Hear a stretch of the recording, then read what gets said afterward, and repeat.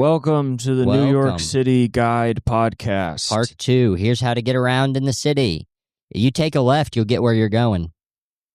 You take a right, you run into some funny mumble rappers and get your funny head cut off. We were in a Polish neighborhood last night.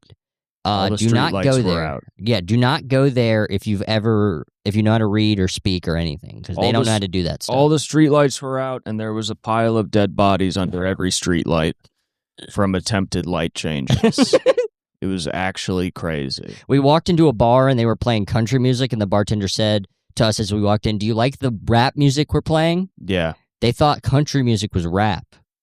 Yeah, then they listen to rap music and they're like, I don't like this. I'm from the city. I don't like no Nas. I'm from the city, see? Look here, see? Look here, see? Every Polish person says see after they talk. They're the only borough in New York City that talks with a southern accent because they don't know where the funny they are. They have no idea what's going on They think they're in Texas. I was talking to a guy and he was literally like, hey, am I looking at you or the guy behind you? And I was like, you're looking at me. And he goes, oh, thanks. I'm going to have to ask that 5 more times. And then later he was like, am I eating French fries or my fingers? And I was like, you're chewing on your fingers. Yeah. He's like, is this dog poop? And you're like, yes. And you're like, oh, thank God. That's what I think food is. I walked into the bathroom. There's a guy. Funny. And it was completely unlocked. And I walked in, I said, oh, sorry. Then he said, wait. And I said, what? And he said, he pointed at the bowl between his legs and he said, is this dinner? And I said, no, that was dinner. That's your poop now. And he said, but I ate it before. Is the poop on the street, is a lot of that human, you think? Like, how much because I feel like in California, you could make a pretty good educated guess that the most of the time it's human. But I don't know if that's human. I don't know if it's dog or human. I feel like you can always tell. It just depends on the size. Yeah, I guess you're right. I feel like I walked past some human stuff. It doesn't feel as disturbing for some reason. You mean here as compared to in L.A.? Yeah. Well, it cooks in L.A. Yeah, you're right. It's pretty disturbing in California to come across some shit. It cooks and it melts, and it becomes kind of its own organism that then has to get a job and pay taxes. Well, yeah, the objects in LA have to pay taxes. The objects in California have to pay taxes. It's pretty. That's why objects have been moving to like the southern states. That's why all the stuff that used to be in California is now. We don't have any chairs. The chairs all moved to Austin, Texas. There's a ton of chairs in Florida and Austin, Texas, so they can finally have space. And everybody in LA has to stand. And people are like, what are these funny racist chairs doing? Mm-hmm. And they're like, they didn't support me in California, so I came where the people are. And then the chairs in Florida are like, we don't really act like that. Like, we don't really act that flagrantly. The way you're acting is almost like a caricature of what it's like you're making fun of us. Mm-hmm. You kind of are like really patronizing us with your conservatism. Yeah. We're in Austin. This is the liberal part of Texas. Yeah. We're staying in Austin, New York right now. It's the only part of New York where you don't get taxed up the funny and where you can say any word you want. And you can start all sorts of startups. I was walking down the street to a coffee shop today, and I heard a small altercation between an old woman and a young, tall white man. He brushed by her, and she was like, why'd you just touch me? And she might have cussed because he immediately responded by being like, 'cause you're funny walking slow. Yeah. And she's like, well, you don't gotta touch me. And he was like, well, don't walk so slow. And then she went, well, you don't, and then her whole group started laughing. And they're like, this could just go on forever. We don't need to do this. And she's like, but you shouldn't touch people. And he's like, well, you shouldn't walk slow. and then it ended. And I was thinking about that guy, and I was like, yeah, I don't think that guy's like from New York. Yeah. Because I think a lot of people, especially from small towns, move to a big city and don't understand city social dynamics. Where it's like, no, you can't be mean to an old lady. Yeah. That's not how that works at all. If anything, living in a big city would require contextual consideration per person. Yeah. Like, it's different for each person. And it's also like, are you going to say that to like a black dude that's bigger than you from the Bronx? No. No. You want to have your funny New York moment with an old lady who you can kill with your finger. That's so true. That is very true that you like people just want to be mean to people they can because it makes them feel good. Of course. And it's like, this guy isn't actually tough. He's just like tall, you know, like he could probably get his ass beat by a guy that actually has to fight a ton. Yeah. And I don't know. Like a 5 foot tall, like Dominican. Yeah. It's just very annoying where I feel like people from small states move to big cities and they're like, yeah, I get how big cities work. You just act however the fuck you want. And you're like, absolutely not. Yeah. That would destroy the whole city. Yeah. What are you talking about? Like, the city would be on fire. Which historically, New York's never been on fire. No. That's never happened. No part of New York has ever burned. Specifically, this neighborhood we're in. The neighborhood we're in right now, landlords have never set fires to buildings. No. This was never historically the poorest part of Manhattan. The Lower East Side is a beautiful place where people have only found promise and thrived. Yeah. And been supported by the system at large. It is funny that it's still like one of the cheaper parts of Manhattan, though. Is it? It's like cheaper. It's like, I mean, but it's still like $5,000. I don't think it's cheaper than like parts of Upper Manhattan if you're in like Harlem or something. Well, yeah, East Harlem. I've talked to a lot of people who have said the Lower East Side rent is like crazy. I guess I was folks. just I guess maybe I was like looking at fucking what's it called? Google, and maybe Google's wrong. I think you're probably right in the sense that in terms of Lower Manhattan, it might be cheaper than somewhere like Chelsea or something. I don't know. Yeah. But it's not a very fashionable area. It's there's not really a lot going on around here. There's a thriving alt-right literary scene. So, is this near Dime Square? Yeah, this is like basically here in Chinatown, or basically, yeah, Dime Square is pretty close. What is it in the middle? Is it a real place? I don't It's just a fake neighborhood centered around a bad restaurant. Is that what it is? Yeah. It's like a new region that's been created. Well, yeah, they like started some restaurant, and so it became Dime Square is what they called it. Oh. And then like they had like bookstores. They had like far-right bookstores and shit. What the hell are people doing out here? I don't know. What the hell are you doing starting a far-right bookstore in New York City? People don't know what they're doing, really. Because you go to other places and you're like, these people don't know what they're doing. But you go to New York and these people should know what they're doing, but they don't. They ain't got no fucking idea. They're like, oh yeah, I forgot. You're supposed to be in a relationship. I guess that means cheat on them. Yeah. I guess that means like have sex with a bunch of other people also. Yeah. We were talking to a guy who described a lady. He said she's got a boyfriend, but she's loose with it. And it's like, damn, that's sad. Yeah. That's dog. upsetting. Yeah, dog. Your life sucks on some real shit. I guess in New York is a place where you can find love around every corner, but your girlfriend might also find love around every corner. And I guess you might find love around every corner, and then you're just finding you're finding all sorts of love, and then it becomes a point where you're fucking 40, and then you've never actually loved anyone. No, you've just had sex with a lot of homeless people against their will in Washington Square Park. You hold them down in front of a crowd of 500 people, and you do what you want to them as people cheer and go, this is a New York moment. Look at this situationship here on the subway. My God. That guy is holding down an elderly black woman. My God, he's face-fucking an 80-year-old woman on the L. What a situationship. This is quite a situationship if I've ever seen one. The situationship is she doesn't give consent. That's the situation. That's sort of the situation, is that she's bawling. Yeah, she's going to buy a gift for her grandchild, and she's been caught on the train by a young fuckboy and face fucked. A fucking 25-year-old that doesn't know what to do after getting out of NYU. So he's been kind of bouncing around for 3 years off his dad's money. He's been bouncing around, manipulating, trying to slowly kill people with drugs he feeds them, bought by Enron. In my head, Enron still exists. I'm still an Enron guy.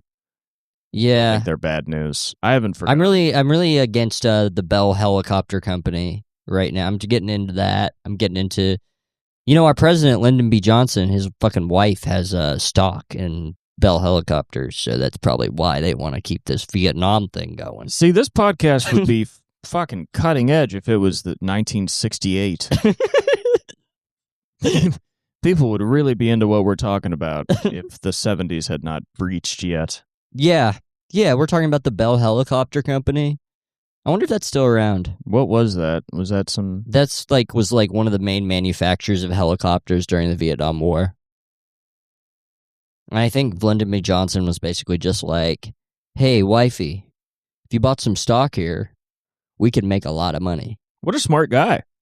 It's really smart. Cares about his wife. Yeah. It kind of proves my point that the wives of these guys should also be, you-know-whatted. You know, when those other guys are put against the wall and then people use their guns to you-know-what them, you know? The wives should also be you-know-whatted. All the powerful men are like, I couldn't have done anything. I couldn't have done any of this without the support of my wife. And it's like, wait, really? Let's get her. Then she must be on trial. You're saying she did this too? I had no idea. Okay, well then... We thought women were innocent. Well then, fucking put her head in a noose as well. What the hell? Why the fuck have we just been letting this bitch slide? I thought she was a nice lady. Turns out she's complicit in war crimes. All right. Interesting. Well, death to her, I guess. I was thinking, because it's International Women's Day today. Yeah. I was thinking about how funny it would be to just find a random GoFundMe or a charity that gives money to homeless black women and post it. And then because I know people that would look at it would just get I feel like the people that are really into International Women's Day would be kind of in a back part of their head. They're like, that's not who this is for. No. No. This is for me and my friends. This is for me and my friends and my female dog. It's International Women's Day. It is for women who went to NYU and have still figuring it out on their Tinder bio. They're 29 years old. They're still figuring it out. You absolute idiot. This is for 29-year-old white women, daughters of private equity bankers. It's not for these black bastards. They're dirty pussies on the streets screaming at me, calling me a hoe. Because they see me doing a slut walk from a fuckboy's apartment on the Lower East Side. Fuck them. I hope they die. They're ugly. Damn, that is, yeah.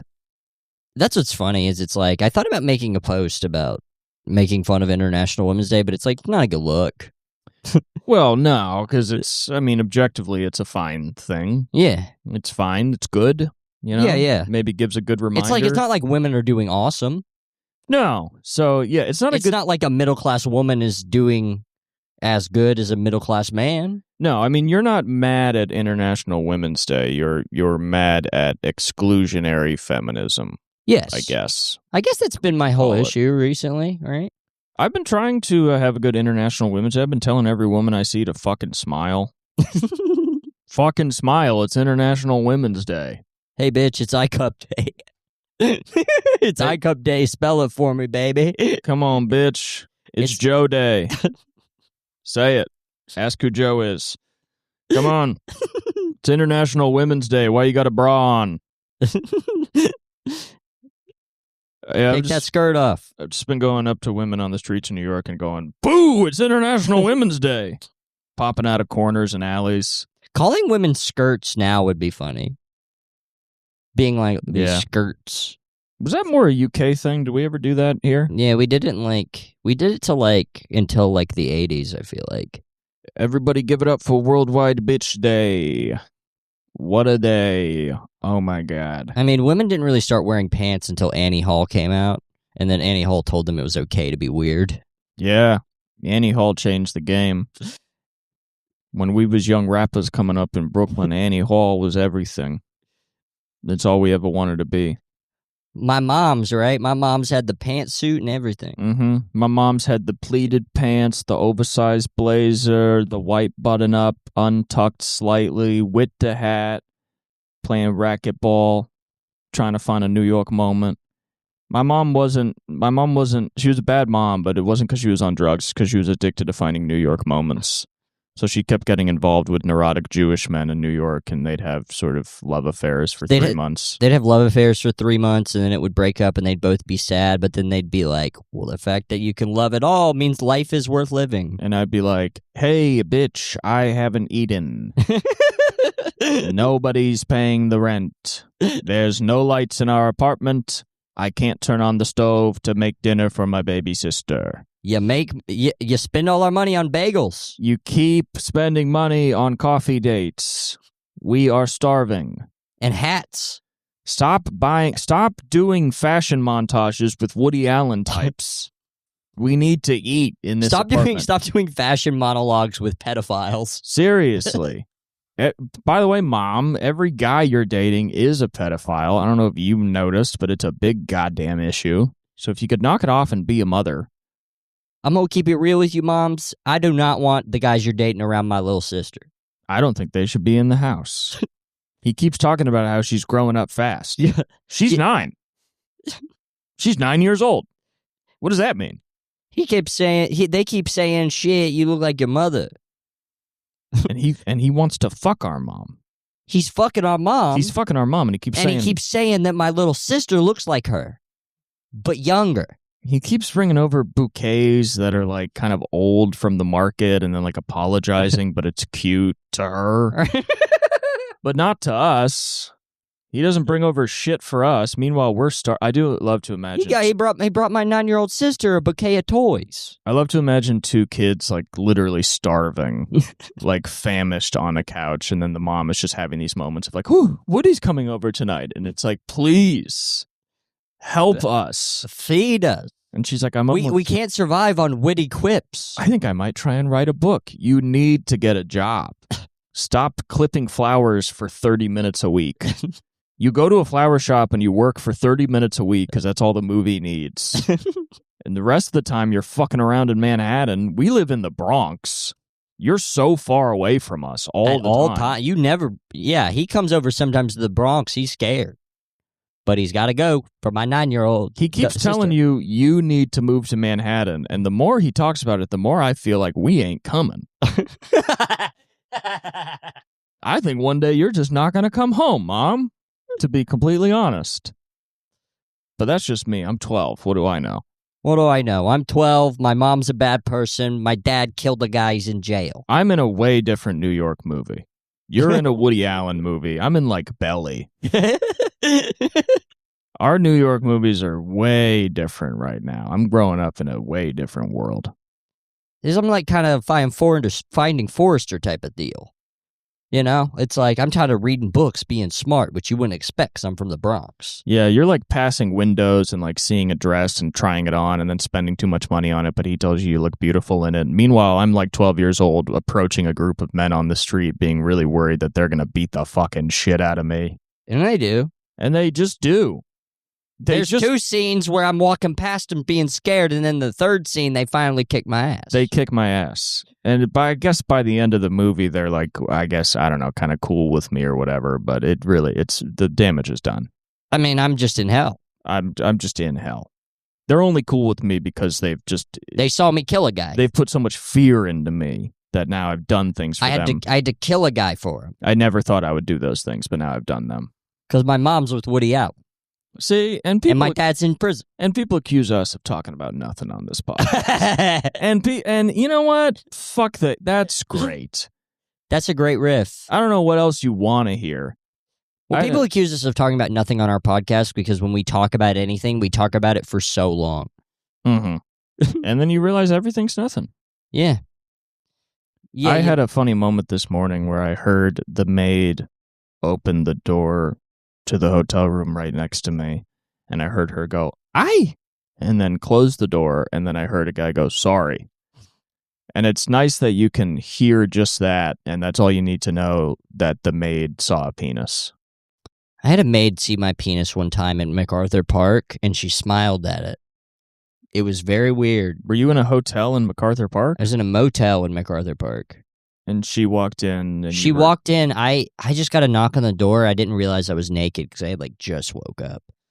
My brain didn't process that I was naked. And so she comes in to bring in towels, and I'm trying to get it through the door, but she opens the full door, and then she smiles. She sees my penis and smiles. And then did she close the door quickly? She did. Well, she just handed me the towels and closed the door. Hey, I think she's at a motel in MacArthur Park. She's probably seeing a lot of drug use. Yeah. And, and awful stuff. Yeah. So if you just see a young man's penis, you're fine with that. Yeah. You're like, lived a- actually, this is uplifting. Well, it's funny too. Also, I don't think she spoke English too. Yeah, because she's like, we're not gonna have sex. This isn't a weird moment. This isn't straight. Yeah, this isn't that weird. This is your penis. I'm a 55-year-old woman from Guatemala. She was probably in her mid-20s. Okay, that's awesome. Then that's awesome. She's like a mid-20s, like Venezuelan woman who didn't speak like English. It seemed like. Okay, well that sounds hot as hell. Yeah, I mean, I don't care if she looked like a truck driver. That sounds awesome. Well, this actually is kind of an awesome situation because I was having sex with a lady in that motel because that's where she was staying, and then it was like, and then that she had left. She had left her like, and so I was just there alone.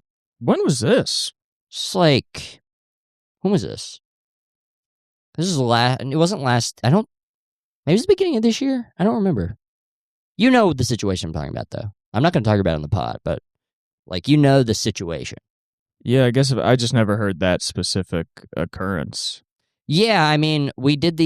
You got to tell me about funny moments like this. I've definitely told other people. I've like definitely told because that was. We've talked about that night on the pod. I'm pretty sure, and I felt bad about it. But it was an anal sex night, and I tried to wash my penis in the shower, and there was no hot water, so I couldn't get it off. So I like had to destroy one of the towels there. Well, maybe she walked in and saw the poop on your dick, and there was no poop on my dick. Look at this guy. There was no poop on my penis. I cleaned it. This guy had anal in this motel room. Most of these other guys, they're having anal, but they do not like it. Yeah, it's for drugs. No, I mean everything else she's walking in on is like horrific. Yeah. She's walking in on like a man duct taped to the wall. You know? She's walking in with just a man covered in like ooze. And she's like, he might be dead or this might be his thing. So she's walking in on like the Teenage Mutant Ninja Turtles smoking meth. Yeah. Yeah. Eli said, he said he referred to something as a Schrader moment, but I thought he said Shredder moment. And I thought he was talking about Shredder from the Ninja Turtles. Oh, right. Well, they should get Paul Schrader to replace Shredder. Yeah. You know, Shredder's a controversial character. Well, yeah. Shredder's, like, messed up. He, like, wants to take over New York City. I mean, that's the thing is a lot of villains in movies do not have problematic agendas. Because Shredder wants to take over New York. And who else wants to take over New York? Zoran Mamdani. Well, him and the freaking Nazis. That's why why I get Hillary Clinton in here, clean it up. We got to get the Teenage Mutant Hillary Clintons in here. Yeah. Oh, happy International Women's Day to Hillary Clinton. The #1 woman. Yep. Smartest person, most qualified candidate. Most qualified person ever to lead the country. And what happened? She was a woman. That's it. That's the only reason. You remember that? Remember that take? Yeah. Even back then, I thought everybody thought it was stupid. They were. I mean, you know, you would see that take of like the only reason we got Trump is because Hillary's a woman, and then people would, you know, people would still just kind of be like, I don't think that's why. Even the guys that were Republicans that also hated women were like, oh no, that's not like my beef with it. Yeah, I mean that's not. I actually, if a woman was Republican, I would think it was awesome and she'd be president. They think it's so awesome when a woman is Republican. They come so fast. Oh my God. If Candace Owen could be president, they would be so excited. Yeah. Like Candace Owen becoming president would be like the best day of Republicans' lives. I mean, it's a higher likelihood that our first female president is going to be somebody like Candace Owens than it is going to be a liberal woman. Yeah, they don't really know how much the general public doesn't like them. Yeah. No, I mean, I saw a post on Threads. Candace Owen has like a 9.2 out of 10 on Feet Finder. If she ran for president, she would win. She's hot. If you have a 9.2 out of 10 on Feet Finder, run for president. You will win the presidency. Just do some of your press ops barefoot and half the nation will be pretty happy. Imagine how crazy it would be, though. Like, I feel like a Republican woman president would really shake shit up in a bad way. Maybe even more so than Trump's trying to do right now. Yeah, I don't know. I don't know what Candace Owen would do if she was president. Feels like Republican women are like so anti-feminist that it like in a way that the Republican men probably aren't. I think she would invent like American burqas. Like every woman would have to wear a shiesty. They'd have to wear a foot burqa. No, every woman would look. You can't even look at their shoes. Yeah, every woman would look like a 17-year-old black dude from Brooklyn if Candace Owen was president. They'd be in shiesties. You know what's interesting about foot fetishism is I'm not into feet, but sometimes you'll see like a woman you're sitting with feet and they're so much smaller than yours that it's like, you're like, oh, cool. Like even if she's taller than you, nice. You're like, oh, her feet are so much smaller. Yeah, I like feet, but it's definitely not a main thing. I definitely wouldn't be attracted to just bare feet. Like that wouldn't do anything for me. But it's like with women's hands too, where it's like a woman could be like, you know, like, because I've like gone out with women that were like 5'10" and like 5'11". Their hands are so much smaller than mine still. That's the patriarchy. Yeah. It's you getting off on power. Maybe. I think of good feet are kind of like a good pan sauce where you're like, well, I'm ordering chicken, but this pan sauce this is great. This helps take it over the edge. This is a cherry on top. I've never sucked on a toe, and I don't think it would like do anything for me, but I would do it. It's like you know, like it's like with armpit stink is like if you like somebody enough, you'll kind of be like, ooh, you kind of stink. I've had a foot in my mouth. I think it's a fine line between like cool, like feeling cool and then feeling good and then also feeling dumb. That's like a lot of sex stuff is like sometimes in the moment it can be cool, but then if you kind of zoom out, you're like, well, I just have a foot in my mouth. It's funny how awkward sex is. It can be, yeah. It's super awkward when you have sex with somebody for the first time. Sometimes not. It really depends. I guess you're right. You are right. I don't think sex. I think sex is more awkward, at least for me, if there's the possibility of a relationship. I feel like if that was never gonna happen, if it's kind of like, if one of us kind of is like that's most likely not gonna happen, then it's not that awkward. I feel like if the sex is good, it's because there's a possibility of a relationship because you have a good connection with that person. I'm not saying that sex being. I'm not saying awkward means the sex is bad. I'm just saying that it's like you're kind of maybe a little bit more there with them. That you're makes both it more nervous. awkward to be You're just more both there? nervous. Yeah, I don't know. I mean, I've had first time sex that's felt introductory. I've also had first time sex that's like awesome, where you're like, oh, we work really well together. That's why I think it's bad when people think they're quote unquote good at sex, because that's not a thing. It changes from person to person. Yeah. Like one time I tried to have sex with a dog and that was just bad because like there was a communication breakdown. Well, yeah, you couldn't really talk to the dog. But right? then I had sex with a person, an adult, and that was great. Oh, it was an adult? It was good. But then the next week I had sex with a baby, and that was terrible. And you weren't really into that, but it seemed like you were just going to try it out with everything. I'd been hanging out. I met the baby at a bar. The baby was sitting alone. It was a milk at a bar. It was a milk bar, and the baby was sitting alone, and we got to chatting. I mean, they were more kind of goo-gooing and gagaing, and I was telling them about your Russian Revolution. I was explaining the Russian Revolution and shout out Lenin. Yeah, and about the white coats and the red guys or whatever. The red motherfuckers. Those red guys. The Bolshevik pricks. The Bolshevik pricks or whatever. Yeah, the bowling balls. Yeah. Oh, the balls. The Star Boys and the bowling balls. Yeah. Had a big dance off at some sort of place. Some some bar called Red October. Or something. And then after that, they started doing a lot of farming or something, and sometimes it was pretty cool for like 60 years or something, 70 maybe, and then it stopped being so cool.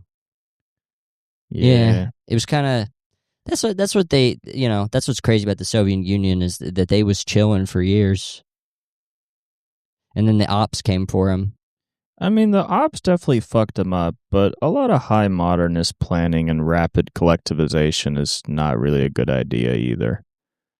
I think a lot of their country suffered not from like communist ideals, but from the ideal that you can just rapidly create a perfect society. And that's failed in capitalist societies and in Soviet societies. There's like a famous quote about like that whenever there's a revolution, the generation afterwards suffers. I don't remember who said that. I think it's like Comte or some shit. Some French motherfucker who's an economist.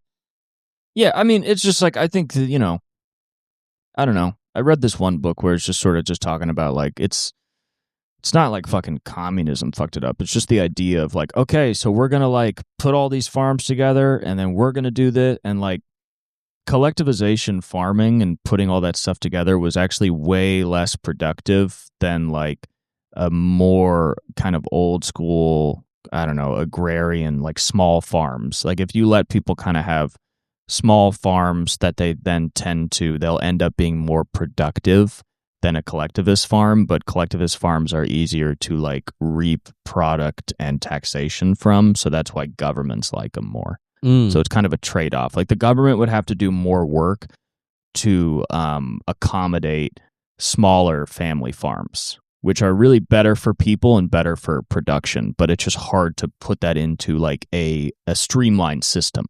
The problem is wanting to streamline stuff. It's like the Soviets were high modernists, so they're like, we're going to build all these new fucking cities, we're going to do all this collectivization farming, and it's like, it's a fun idea, but it doesn't actually really work out that way. Life is a lot more messy. City planners in general have that issue. It's not just a fucking communist thing. We should kind of do like the Cultural Revolution in America, but this time we actually kill all of the birds, not just like the crows or whatever. We just kill all the birds because maybe they only killing the crows was kind of the. Were they doing that in Russia? They like killed a fuck ton of crows, and it like that's part of why they had the starvation is because the crows would like eat the pests, and then like. There was just too much pests to really reap, so a lot of people just fucking starved to death. See, that's a good example of why, like, this broad stroke kind of planning is a bad idea, because if you don't actually... But because of that, China's doing great. Because of Mao, China's doing awesome. It's just like, eventually you're going to have your ideas guy having ideas like, let's kill every single crow and see what happens. I mean, China's rise is more so the guy that came... after Mao or the guy that came after him that opened But Mao set it up. Yeah, but they weren't like an actual powerhouse until they opened themselves up to the world. And that's called keeping it real. They were like a very weak country even in those communist times. They weren't like producing a lot. They didn't have a good population. It was... I'm not calling them the Soviet Union, who were real ones. I'm just saying, I don't love... capitalism, but you can't like run a country fully off of what like Mao was doing. Yeah, probably. Yeah, you most likely can't. I mean, his ideas seem to be pretty good. I'm dumb as hell though. I mean, they're good ideas, but they need to be like balanced, and that's what the guy that opened it up did, where he was like, well, no, we'll still do a lot of like state-run stuff so we can get stuff done efficiently, but like if we want to make some fucking money and actually be like a world player on the stage, we got to open up the country to more like capitalist enterprise. Yeah. I mean, the answer with anything is simple. Is like you let people live the way they're going to naturally live, but you just give them enough money to do it.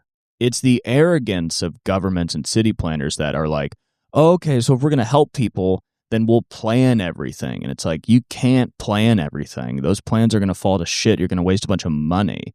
Just you got to let the market be free in the sense of ideas and variety, but not free in the sense that somebody can dominate it. What is your book called again? The one I'm reading right now is called The Death and Life of Great American Cities. That's like an attack on city planning. Oh, okay.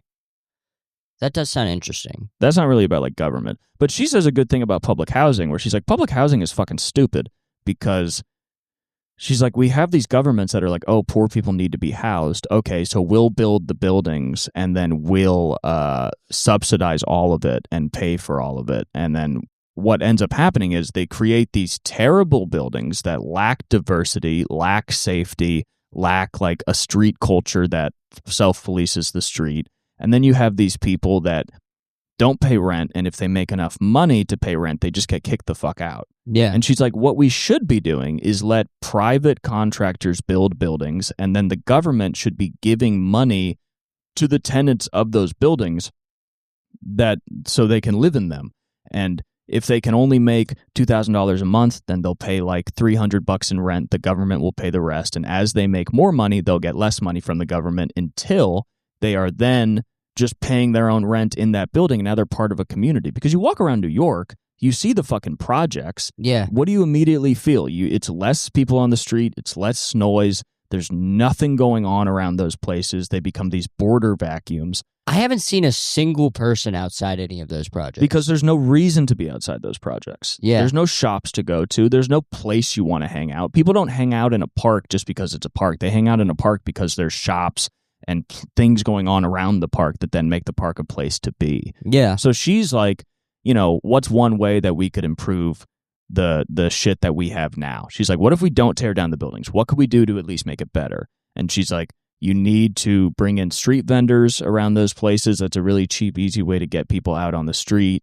You need to build like more buildings around there. You need to build like churches and schools and community centers and things that are happening. You just need to make things happen on the street, because also a parent can't watch their kids from the 11th floor of an apartment building. And so these really high buildings are a very bad idea.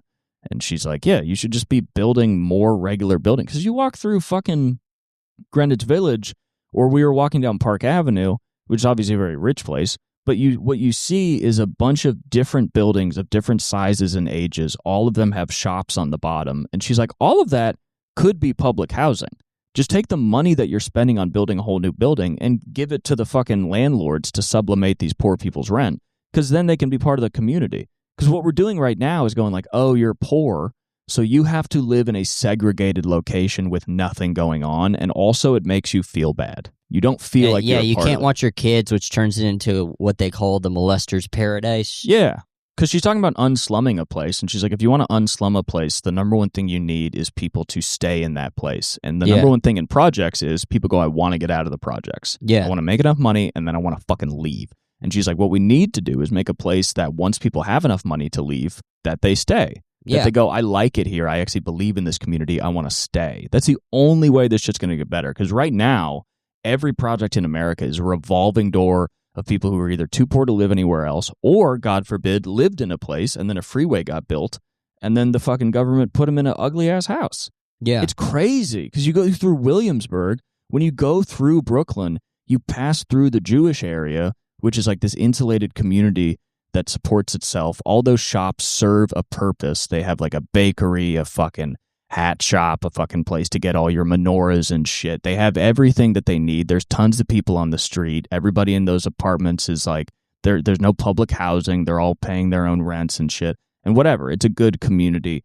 They're thriving. They're doing good. They're supporting each other. There's like, variety of city life. Then you go farther and the projects start. And then what do you see? You see one side of the street with projects with nobody outside. And on the other side of the street, you see discount stores and you see cheap food. So it's like the stores that are in the project areas are not stores that are supplying a variety to life. They're supplying tools to survive.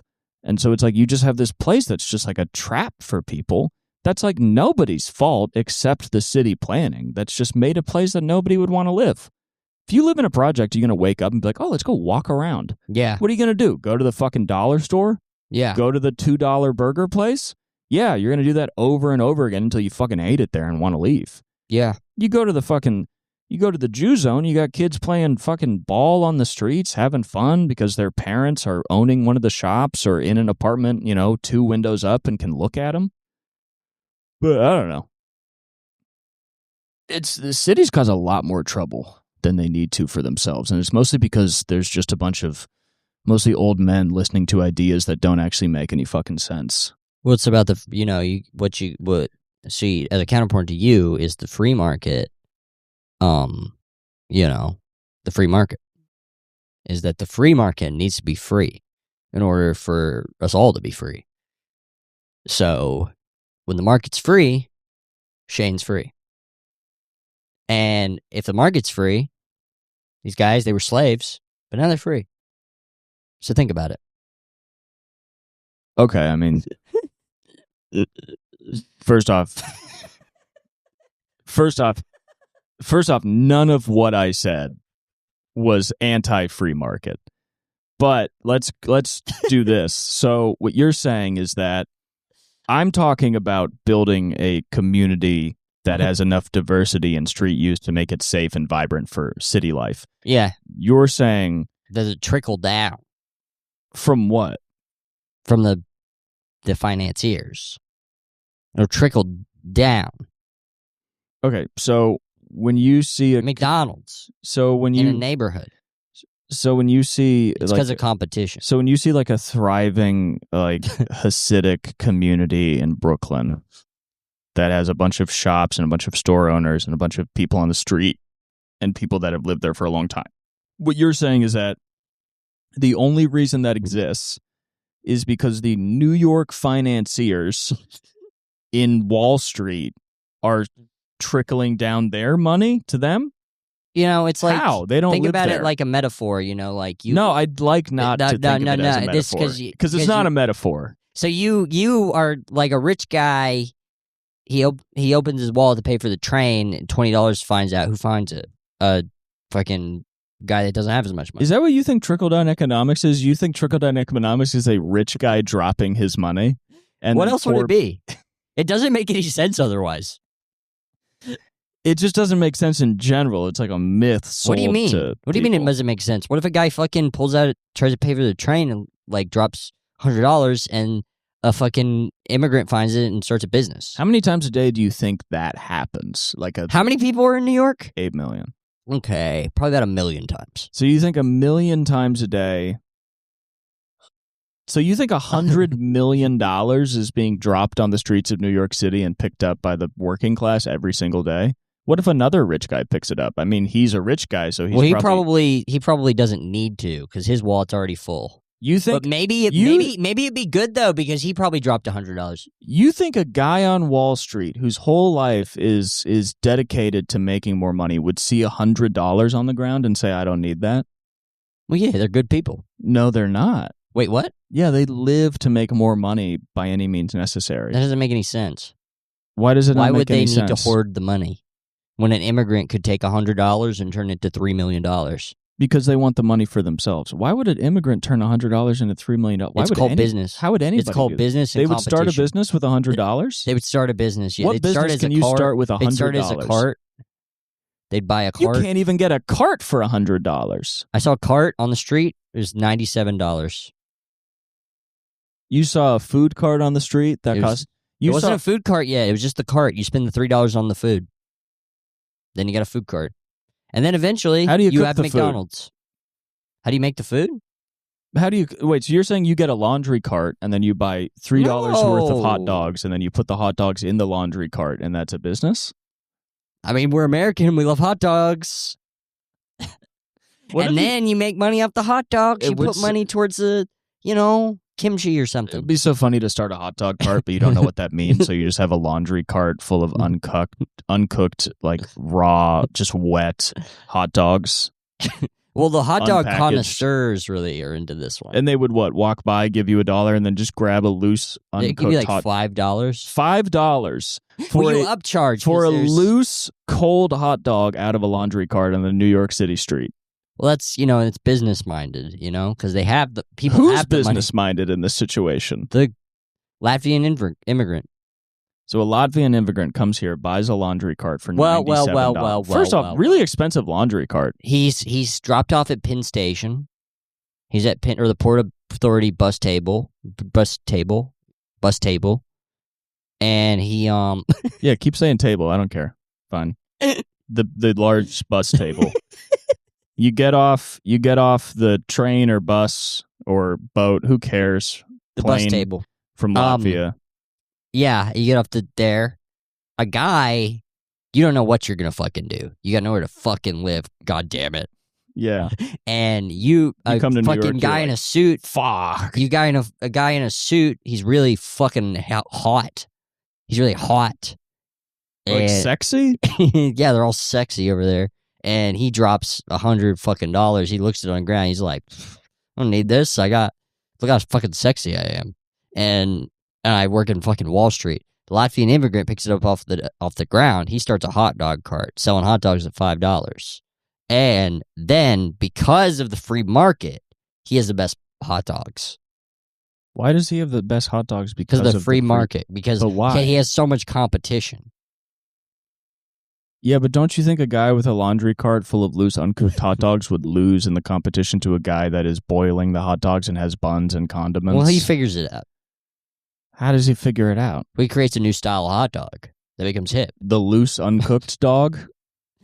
I mean, they'd probably call it like The ready-to-go dog? liberal dogs or something. And They would call it liberal dog. A man from Latvia is going to buy... he'd start liberal dogs. He's going to go to a 99-cent store, buy 3 10-packs of hot dogs for $1. Call them liberal dogs, sell them on the street. To liberals? I mean, you can sell to anybody. To like young people that just moved here? And it's a delicacy. Have you ever eaten just a completely uncooked hot dog? Duh. For fun? Duh. Not for fun, but duh. You didn't even like microwave it or boil it? I didn't have a microwave at some point. Do you have a stove? No, I didn't have. I mean, I've done it at my apartment. I've also definitely done it. At your apartment, you've eaten a completely uncooked hot dog? That was before I bought a microwave. So this was like the first month of living in LA. You got to get a stove in your apartment. I have a hot plate. You can get a stove for like $400. There's 4 Well, of you. they legally have to give me a stove now. But you're just trying to change the subject because my idea was so good that you start liberal dogs. You're talking about starting a restaurant. You don't even have a stove in your own apartment. Well, I'm not a Latvian immigrant. Yeah, exactly. You're an American citizen. You should have a stove. Well, I don't understand what's going on with them. Yeah, I don't think you should be telling them how to start businesses then if you don't understand what's going on with them. I'm not telling them how to start business. I'm just telling a story about this. You're telling a made-up story that would... It happened to a guy I met. You meet a lot of people. What was his name? Fuck. Guy named Fuck from Latvia came over here and sold loose, uncooked dogs on the street. That makes it sound like it's dogs. And didn't wind up fucking homeless. He was homeless, but he pulled himself up by his I think you just talked bootstrap. to a homeless guy that was eating raw dogs. He wasn't homeless. He lived in a mansion. He lived in Long Island, but he had to come to the city for liberal dogs, which is now called the bank. It turned into a bank. He made so much money He built a bank. buying hot dogs that he started an independent bank in 2026. And it's called, and it's like, it's one of the hip new banks that all the young people. You know how fucking impossible It's like a hip one for the cool Brooklyn when they come into the city. Where you get like cash back a lot or something. What's hip? You got like, art on the wall. And like the coffee's good and it's like, it's safe to be trans. The other banks, it's not as safe to be trans as this bank. So like if you're trans, you can walk into this bank And not have to worry about, getting told to go back to Africa or whatever. Whatever happens in banks. You think trans people walk into a Wells Fargo and they're like, hey, I want to open an account. And they're like, go back to Africa. That is totally what I believe is going on. To a white trans person from like Idaho that moved to New York. Well, yeah, I mean, they're probably telling them to colonize Africa, maybe? Yeah, all these trans people need to go back to fucking Africa, I swear to God. Get the fuck out of our country. Well, we were all, the first people are from Africa is what they say, so maybe that's kind of what they're getting at. Yeah, if you want to be a new person, go to the place where new people come from, fucking Africa. People were invented there, dumbass. If you're trying to invent yourself, go where people were invented. Yeah, honestly, it's a cutting edge. It's a cutting room floor of people. Just go there and do it if you like being a new person so much. Go to one of those like villages that's like never had cell phones or anything, and then they won't even be they won't even understand that gender roles. So they won't even understand that you're transitioned. You think a primitive village doesn't have gender roles? Yes. Because it's like, you know, I mean, it was invented by capitalism or something. There are like, you know, a ton of indigenous cultures with trans people, but they still have like gender, like they would probably just think you're trans. Anyway, I met this guy outside his bank. What's the bank called? Liberal bank for Democrats. It's a liberal bank for Democrats in New York City. Yeah. How's he competing with? Well, it's the only liberal bank. Is it? It's the only Democratic bank, yeah. It's very Think about it. I don't know the politics of banks. I don't really think they have like politics that fall upon party lines. Damn, this episode is either really good or really bad. It's fine. It's not clippable, but it's we did another thing that's kind of funny, and none of it's clippable, and none of it's topical or in the culture. I mean, we probably should just be focusing on the 10-minute clips. Honestly. I don't know. I think we should focus on sending out death threats to people in power. Oh, yeah. People, if you were on the show Power, we're coming to kill you. Damn, these Zins are expired. What happened? That's how they get them. Oh. Now I get it. Now I bought a pack of cigarettes today. I bought a Red Bull and a pack of cigarettes, and it was $24. I don't even know how that even happens. I don't know if I came in and looked like such a punk ass that he was like, I'm going to charge this guy punk ass money. That's kind of the problem when you're in a city where you're like, I don't know how much stuff costs. I might just be a bitch. Yeah, I might just suck. They might just be able to tell I'm not from here. Yeah, I mean, I don't know what I'm doing around here. I tried to take a bus home last night. Bus never showed up, so I just Ubered. Yeah. Just standing at the bus stop like a dumbass. Trying to use Apple Maps to get home. It doesn't fucking know what's going on. The Maps doesn't know where you are. It doesn't know where you are. It doesn't know what buses run. You need to talk to a man on the street, and I keep not doing that. Yeah, I got a man on the street, a guy who's just like got his phone in your face going, what's your body count? And you're like, I'm just trying to get to a bus. Yeah, that's the problem in New York. You want to ask for directions, and you're like, hey, excuse me? And he's like, yeah, what's your body count? Yeah. And you're like, I just want to know if the L runs past midnight. And he's like, so you're a virgin? Yeah. Pretty much. You're a loser. You've never had sex. Yeah, I don't know. I need to ask more people in the actual subways what the fuck's going on, because I keep relying on my phone. I keep getting worried that I'm going to ask a guy if, like, some train is coming and he's going to be like, what? Are you a fucking idiot? That train doesn't even exist. That's a fake train that we put on Apple Maps to tell who's a punk. And now that you've outed yourself as a punk, you're about to get beat down by the dragons. When really, I think probably he might just go like, oh yeah, or he'll go like, I don't fucking know. And that would, I guess, make me feel bad or something. He's like, what do you mean you don't know where you're going? This is London, boy. Yeah. Yeah. I'd be like, how do you get back to Brooklyn? He'd be like, Brooklyn? We're in Liverpool. You really don't know where you are. Damn, you must have took the train from New York to Liverpool and been here. Your dumbass thought you were going to Brooklyn. You ended up in Leeds. This guy's dumbass took a 24-hour train ride. Everybody always does. Did you sit on the train in a completely dark underwater tunnel? Yeah. You crossed the Atlantic, dumbass. How do I get back? You got to get a $3,000 flight. With your dumb, worthless ass. Is that how much it costs to fly to Europe? No, I think it's less. Yeah, I don't know. Probably 1,000. 1,000? Oof. Maybe, I don't know. Hey, sound off in the comments if you know how much it costs to go to Europe. I've only flown to Europe once. I don't remember it being that much money. Okay. Yeah, I don't know. Somebody I know, they lived in Poland, I believe, for like 6 months because they wanted to get dumber. Well, I guess it's a cheap place to live in Europe. Because they don't know how much stuff should cost. So yeah, they give you food for free. They're like, okay, here's a mansion. I guess it's probably, what, $2? Hey, I spent my whole life building this mansion. Time to make some money off it. Okay, here's like $2. Maybe I sell you the mansion. I can go buy Coca-Cola or something. That would be cool, right? Maybe I sell you the mansion, get a Coke. You saw it, they give you $2 and they're like, sucker. Man, what a fucking idiot. He gave me $2 American for a whole mansion.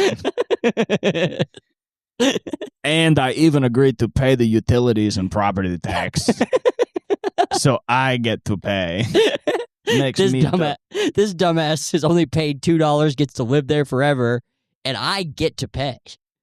I let him fuck my wife, too. She's beautiful. What he doesn't know is... She's pregnant now. We're going to have his baby. These dumbass... I'm going to raise his baby. I'm going to raise his baby as my own because he's so stupid. He probably can't raise his own baby. This fucking idiot buying a mansion for $2. Not a smart guy like me who bought a 2-bedroom house for $94 million from the money man. A very nice man came into town, sold me a two-room house for $98 million. I took a loan from the bank. It's a Polish bank, so they gave me the loan. The bank closed the next day because it was triple times the money they had, but they said I could keep the house. One guy buys a house in Poland and it ruins the economy. Oh my God, we gave him a loan for $9 trillion. Oh no. Hitler? Let's call Hitler. Oh no, we're out of money. Somebody call Hitler. Call Hitler. He seemed to know better than us. Hitler gets in for free everywhere. It's Poland. He came in and said he was going to make the country strong, and we said, wow, that sounds like a great idea, Hitler. He's building all these camps. He built all these cool factories to make everything less crowded. He said it produces stink. It produces it produces meat smell. We used to have a beautiful country, and then Hitler came in and created these awesome factories that made the whole place smell like shit. It was fucking awesome. I had a few... By the way, where did the Jews go? Hey, by the way, where did all the Jews go? We can clip this.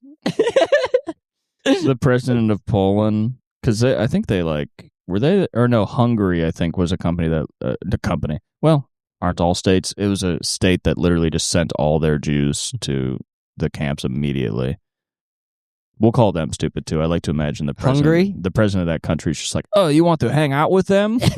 He's calling Hitler after the war. He's calling a dead number. He's like, hey, where'd all those guys go? We thought all of these Russians coming here to hang. Oh, Russians here. Oh, the Soviet Union here. Oh my God, cool. The Russians are here. Oh, wait, why are they raping all the Nazis? Whoa, these guys are so uncool. They must not like this. They really hate the smell factory. They keep going to the smell factory and letting all the workers leave. Their work is not done. Oh my God, they're so skinny. Oh my God, that's a workout. It's like a gym over there. Oh my God, it's some sort of weight loss factory, I guess. It's a factory that makes skinny guys and dust. It makes skinny guys and skinny guys that cry. It's like an emotion factory. You go there, the people cry. There's a bunch of guys sleeping under the ground at the skinny guy factory. Look at all those guys doing the huge dog pile. They're all having some cool underground orgy. They are real sexual freaks covered in dirt. Oh my God, I love being Poland. It's so cool being Poland in World War II. I don't know what the fuck is going on. Who's fighting? Oh my God, America's here. Oh my God, they're also going to the smell factory. Bad news, guys. The Americans closed down the smell factory. Time to go back to having sex with your own mother. Because you think that is girlfriend. I was having sex with my girlfriend, and after I came all over her face, I realized, wait, that's Mom. Putting a light bulb in your mom's pussy? Do you think that's what screwing in a light bulb is? I need a lamp, so I put a light bulb in my mom's pussy. I think she will have a lamp in 6 months. Oh my God, I hate the Polish. I had sex with this girl, and then I found out she was cheating on me because a small guy came out of her pussy 9 months later. He's been in the pussy the whole time. You've had a whole other guy in your pussy the whole time? What the fuck? How did I not meet him? I had to meet this guy. I want to meet this guy and kick his fucking ass. He's in the hospital. Yeah, he came out, I saw him, and now he's in the hospital. What a bitch. Oh my God, there's a guy. I probably shake him. Oh, look at this little guy. I just want to shake him so much. Oh my God, I just want to put him on his belly while he's asleep. I'm going to crack off his head and drink it. I'm Poland. Well, anyway, that's probably the episode. Yeah. Fuck Poland, fuck Polish people. Fuck Poland. And fuck Nazis too, but... Yeah, fuck whoever those are. Really fuck Poland, honestly. Just shut the fuck up, get down or lay down, and find the funny. Stay funny.